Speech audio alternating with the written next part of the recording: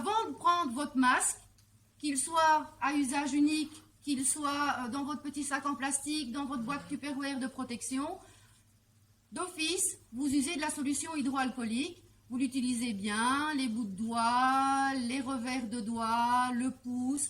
Et n'oubliez pas que la solution hydroalcoolique, elle n'est efficace que si elle est entièrement évaporée sur votre peau. Ça ne s'essuie pas. D'accord? Quand je prends un masque, d'office, le masque, je ne le tiens, je ne le manipule jamais que par ces élastiques. Ok? Masque à usage unique, il y a un sens. Le côté bleu à l'extérieur, le côté blanc toujours vers vous. Alors il peut être bleu, il peut être vert, bleu foncé ou bleu clair. Rien à voir avec le système de ventilation. C'est juste que le masque, côté blanc, est prévu pour être en contact avec la peau, donc le tissu est moins agressif. Et le côté bleu, ben, il est prévu pour être à l'extérieur. Toujours, ça ne sert à rien d'aller regarder les coutures, le sens, le poids, le caisse. Le côté coloré à l'extérieur, le côté blanc face contre vous. D'accord? Le masque, on le tient toujours avec les élastiques et on vient d'abord positionner les élastiques derrière les oreilles. D'accord? Il n'est pas bien mis, c'est clair. Les masques à usage unique ont une petite barrette métallique. On vient pincer sur le nez, d'accord? C'est le seul endroit où on va pouvoir toucher le masque. On vient le chercher par en dessous et on l'ajuste jusqu'en dessous du menton. Un masque, ça couvre le nez et ça enveloppe le menton. Toujours, toujours, toujours, pour éviter finalement les fuites au niveau respiratoire. Vous vous rendez compte que quand vous parlez, il n'y a pas d'air qui passe à gauche, à droite. C'est vraiment important d'emballer vraiment toute la moitié de la face. Alors ça vous protège, ça protège les autres. Pourquoi? Mais parce que là, imaginons, là je vous parle depuis 10 minutes, j'ai des postillons où je vais tousser. Ben, mes postillons ou le fait que je tousse, mais tout va rester dans mon masque, d'accord? Ça protège les autres, d'accord? Je n'envoie pas de particules respiratoires sur les autres.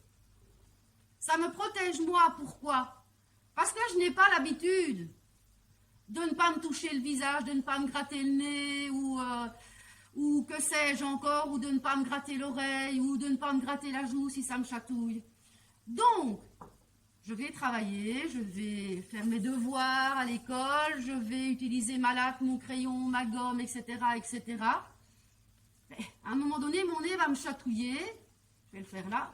Ah ben oui, j'ai mon masque. Si ma main était contaminée, c'est mon masque qui est contaminé. La particule virale, elle est là, à l'extérieur, sur mon masque. Et je la mets au défi de passer les épaisseurs de mon masque pour arriver dans mon nez et venir se fixer à une cellule respiratoire. J'ai contaminé mon masque, je n'ai pas contaminé mon visage. Ça vous protège.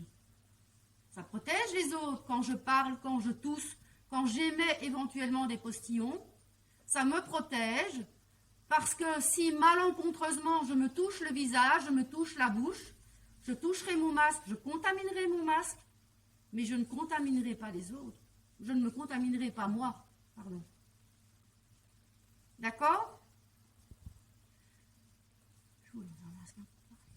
Alors, ce masque, pour l'enlever, même technique.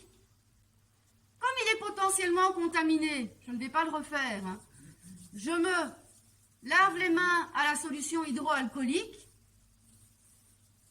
Je manipule toujours mon masque en le prenant par les élastiques derrière les oreilles.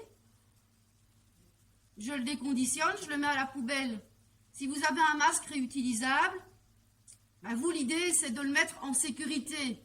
Alors, vous pouvez le poser en sécurité entre deux feuilles de papier, dans une enveloppe, dans un sac en plastique. L'idée, c'est qu'il ne soit pas en contact avec quoi que ce soit d'autre. D'accord? L'idée, c'est de ne surtout pas aller toucher ni la face extérieure qui est probablement contaminée, ni la face interne, parce que cette face interne, vous allez le remettre en contact avec vous-même. Oui? Si c'est un jetable, on n'y touche pas, on ne le chiffonne pas dans ses mains, surtout pas. On le met dans la poubelle et on s'en va. Si c'est un réutilisable et que vous devez laver à la maison, ben vous le mettez dans un sac en plastique, vous faites un petit nœud, vous le mettez dans votre sac et vous le lavez à la maison.